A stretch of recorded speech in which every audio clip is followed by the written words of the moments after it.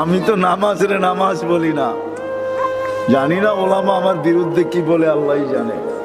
আমি তো নামাজ রে নামাজ বলি না, নামাজ এটা বাহানা, এটা হলো ভালোবাসার বিকাশ। ভালোবাসা আমাদের নবীর জির দিলের ব্যথার বিকাশ।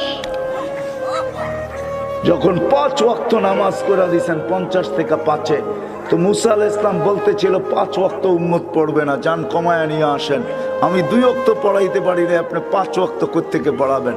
তো আমাদের নবীজি বলতেছিল এখন আর যাইতে মন চায় না, লজ্জা লাগে, কিন্তু ভিতরে আগুন জ্বলতেছিল, উম্মত যদি না পড়ে তো আমি মুখ দেখাবো, তো দেখাবো কি করে?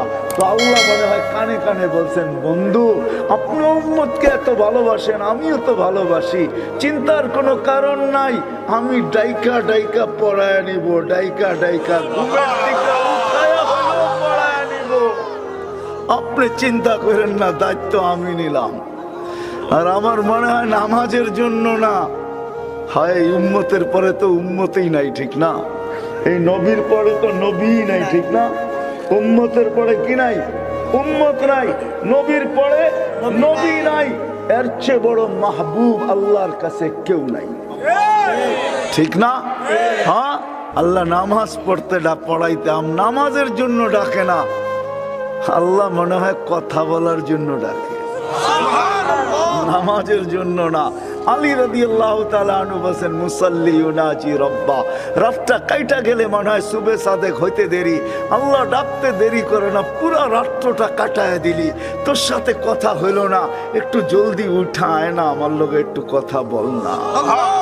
আবার দুপুর হইলে বলে, কই সকালে কথা বললি, দুপুর হয়ে গেল এখনো কথা হইল না, একটু ছুটে আয় না, আমার লগে একটু কথা বল না। আবার যখন আসর হয়ে যায় তখন বলে, বেলাটা ঢইলা গেল, আমার সাথে কথা হইল না, কোন দুপুরে বলছো, এখন বিকাল হয়ে গেছে, আয় না একটু কথা বল না। যখন মাগরিব হয় তখন মনে হয় আল্লাহ বলে, সূর্যটা ডুবা গেল, রাতটা চলে আসলো, হয় দিনটা পার হয়ে গেল, দিনটা চলে গেল, রাতটা চলে আসলো, হয় কই আসরের সময় কথা বলছিস, আয় না আমার লগে রাতের শুরুতে একটু কথা বল। আপনি বলবেন তাহলে এশা কেন? আমার মন বলে এশারের সময় মনে হয় এই জন্যই ডাকে। তো তুই তো ঘুমায়া যাবি, সকালে উঠবি কি উঠবি না তাও তো জানি না, উঠাইলে উঠবি নাইলে তো উঠবি না, এখন তো ঘুমাইতে চলে যাবি, আয় না সর্বশেষ আমার লোক একটু কথা বলা।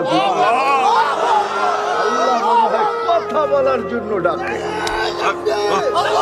আল্লাহ কথা বলার জন্য ডাকে, আল্লাহ নামাজের জন্য ডাকে না। নামাজটা তো বাহানা, আমরা জানি না আমাকে নামাজ কিরকম। 1 মিনিটের বেশি 1 রাকাত পড়তে কারো লাগে না, আমারও লাগে না। কি লাগে? রাগ হয়ে গেলেন? বলবো, পাগড়ি সাগরি যতই থাকুক, ঠিক না? আজ পর্যন্ত কোন আলেমের কাছে যায় সূরা ফাতিহা সত্যায়িত করি নাই। কয়জন করছি বলেন? যে আলেমের কাছে যায় বলছি আমার সূরা ফাতিহা সত্য কিনা, সহি কিনা, আপনি লেখা দিবেন কাগজে, মুখে না, মুখেরটা মানবো না, লেখা দেন যে আমার সূরা ফাতিহা সহি। যদি জিজ্ঞাসা করে এত জোরাজুরি করেন কেন, বলে কাজ আছে, কালকে যখন মারা যাব এই কাগজ নিয়ে যাব সাথে কাফনের ভিতরে। আল্লাহ যদি জিজ্ঞাসা করে সূরা ফাতিহা সহি হয় নাই, তো কাগজ বাইর করে দেখায় দিব, এই যে দেখেন আপনার আলেম সহি লেখা সিগনেচার করে দিছে। ধরেন তো, আরে ধরেন, আমারে ধরেন না। কয়জন আছে এখানে সূরা ফাতিহা আলেমদের কাছে যে সহি করছি, সত্যায়িত করছি? হাত তো উঠাইতে পারলেন না। নামাজের জন্য ডাকে না।